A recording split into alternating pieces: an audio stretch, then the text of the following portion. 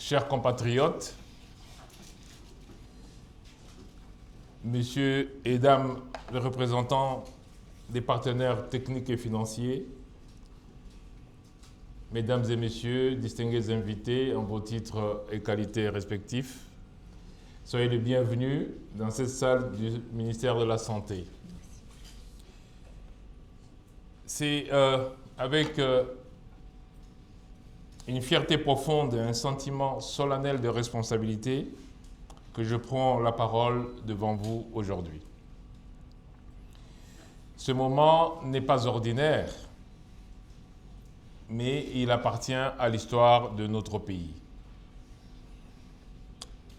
Il y a un peu plus de 2 ans, notre pays faisait face à une des crises sanitaires les plus complexes de son histoire.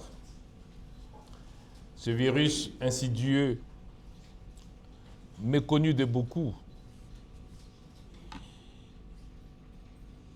qui s'appelle Mpox, s'étendait silencieusement sur notre territoire, touchant quasiment toutes les zones de santé, touchant des hommes, des femmes, des enfants, dans les villes comme dans les territoires les plus reculés. Mais avant d'aller plus loin dans mon propos, je voudrais rappeler que nous avons eu, notamment à la Chapa, quand on distribuait les vaccins, nos prestataires qui, sur une rivière, très difficilement allant distribuer les vaccins, se sont noyés, ils sont décédés. Et pour eux, je voudrais qu'on se mette debout pour 1 minute de silence.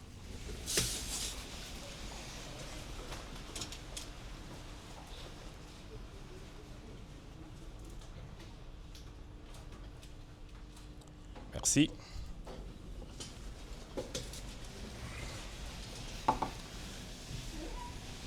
Mesdames et messieurs, vous avez entendu aussi bien le directeur de l'INSP, le responsable du USCDC, le responsable d'Africa CDC et la représentante de l'OMS qui ont donné tous les chiffres de cette maladie, dont je rappelle que le premier cas, effectivement, remonte à 1970-1970 pour nos amis les Belges,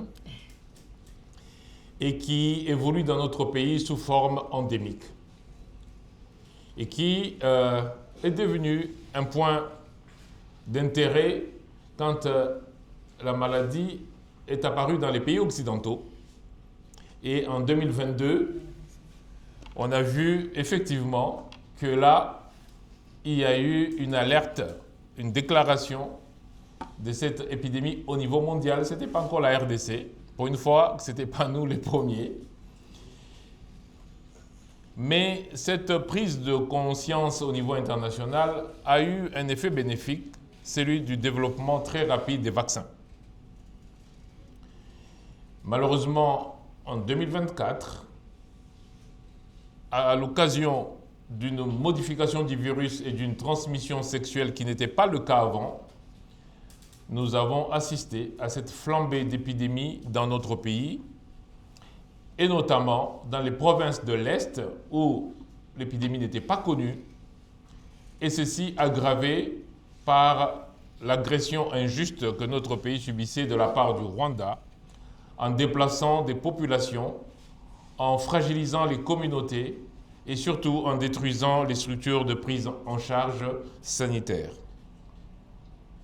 Mais aujourd'hui, nous nous retrouvons là pour déclarer la fin de cette épidémie. Et ce que nous avons fait n'était pas écrit d'avance. Nous avons fait des choix qui ont permis que nous arrivions à ce résultat qu'on a aujourd'hui. Je rappelle que quand nous sommes arrivés avec le président en 2019, il y avait l'épidémie d'Ebola à l'est du pays. Et cette épidémie a fait 3000 victimes, 2000 décès, 1000 guéris. Je répète le chiffre 3000. Mais cette épidémie nous a coûté 1,2 milliard de dollars. Et cette épidémie n'a rien laissé derrière, même pas un laboratoire. Et donc, les résultats que nous avons aujourd'hui, c'est le fruit des choix que nous avons faits, de cet apprentissage, de la mauvaise coordination de l'épidémie d'Ebola de 2018-2019, qui nous a poussé, cette expérience nous a poussé à créer des structures qui aujourd'hui répondent aux épidémies, notamment l'Institut national de santé publique, avec son bras opérationnel, le COUSP.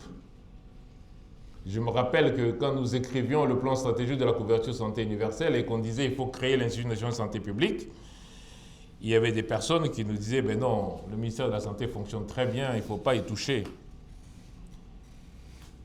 Mais aujourd'hui, nous avons vu que grâce à l'expérience concentrée au niveau du COUSP, nous pouvons réagir très rapidement à différentes épidémies. Et c'est l'occasion pour moi ici de rappeler que nous avons lutté contre 3 épidémies en même temps. Nous avions donc un pox, comme vous le voyez, choléra est arrivé dessus, et surtout Ebola, à Boulapé, qui est aussi arrivé. Et c'est toujours le même COUSP, c'est toujours le même Institut national de santé publique, en coordination avec tous les autres éléments du secteur de la santé, que ce soit les éléments du secrétariat général ou des établissements d'appui à la couverture santé universelle. C'est avec eux que nous avons organisé et lutté contre ces épidémies. Et donc je voudrais apporter un soutien et rendre hommage à nos équipes qui sont intervenues sur terrain, mais à tout seigneur, tout honneur, je vais demander au coordonnateur du COUSP de se mettre debout pour quand même se faire applaudir.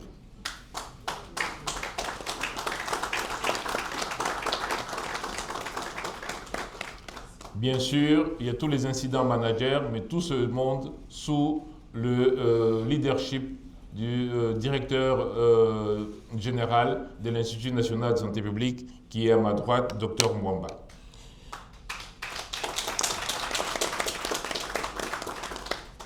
Ce centre d'opération d'urgence, effectivement, ne pouvait devenir aussi opérationnel sans l'appui des partenaires techniques et financiers. Et donc je voudrais, sans les citer parce qu'ils sont nombreux, je ne voudrais pas en oublier un qui va s'énerver, je voudrais donc aussi que vous applaudissiez tous les partenaires techniques et financiers qui nous ont aidés.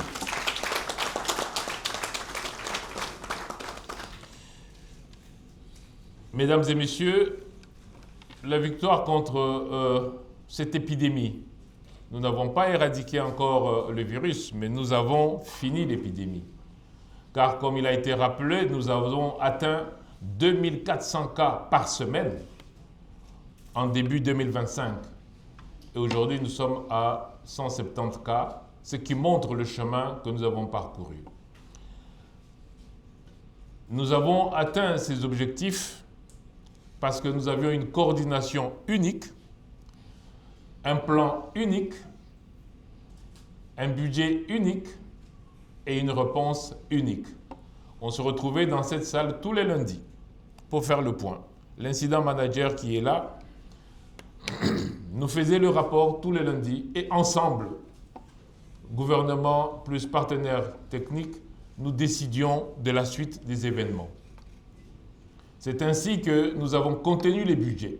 Vous avez entendu, j'ai rappelé, Ebola, 3000 cas, plus de 1,2 milliard $. Mpox, combien de cas encore au total? 124 000, c'est-à-dire plus de 30 fois plus de cas et répartis sur tout l'ensemble du pays. Et nous avons dépensé maximum 90 millions $ ensemble. Ça montre l'efficacité quand la coordination est bien faite. Et donc, quand on regarde maintenant la fin de l'épidémie, on voit que le système de santé a été renforcé. J'ai parlé des ressources humaines, dont certains malheureusement nous ont quittés à l'occasion de cette épidémie. Mais nous avons, comme on a dit, des épidémiologistes de terrain, des responsables de la prise en charge, des gestionnaires. Et donc, en termes de ressources humaines, nous sortons de cette épidémie avec un renforcement certain du système de santé. Mais nous sortons aussi de cette épidémie avec une soixantaine de laboratoires, alors qu'en entrant, on en avait seulement 2. Ce qui montre encore une fois l'importance d'une bonne coordination. Je voudrais, mesdames et messieurs, rappeler que c'est pour la première fois, et ceci, je rends hommage au président de la République, chef de l'État, son Excellence Félix-Antoine Tshisekedi Tshilombo, c'est pour la première fois que le gouvernement lui-même met d'abord de l'argent pour lutter contre ses propres maladies. Et donc cette souveraineté sanitaire qui est déclinée dans le programme du gouvernement au travers du projet de la couverture santé universelle montre le cap et l'engagement solennel du président de la République et de la Première ministre pour que la RDC puisse répondre lui-même à ses engagements. Nous sommes aujourd'hui à une étape de transition pour aller maintenant vers la consolidation de la riposte au niveau du secteur de la santé. Et cela est une obligation pour que, comme disait la représentante de l'OMS, que nous puissions finalement aller vers l'éradication de cette maladie. Et je crois que la RDC est bien placée. Et d'ailleurs, je rappelle que pendant cette épidémie, nous avons aidé, nous, la RDC, un pays ami qui est la Guinée, à lutter aussi contre Mpox, ce qui montre encore l'expertise et la solidarité que nous pouvons avoir au niveau africain. Mesdames et messieurs, je voudrais peut-être dire un mot sur les patients.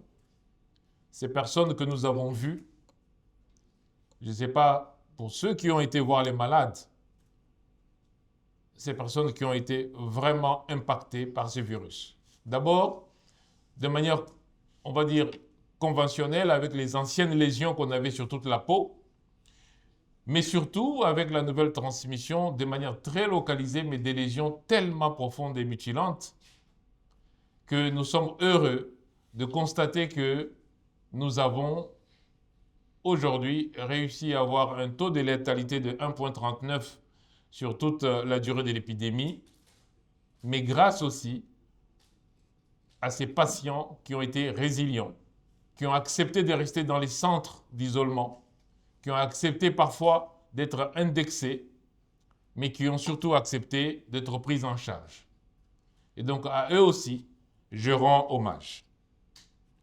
Aujourd'hui donc, au nom du gouvernement de la République et sous la très haute autorité de son Excellence le président de la République, chef de l'État, son Excellence Félix-Antoine Tshisekedi Tshilombo, je déclare officiellement la fin de l'épidémie de Mpox en tant qu'urgence nationale de santé publique. Je vous remercie.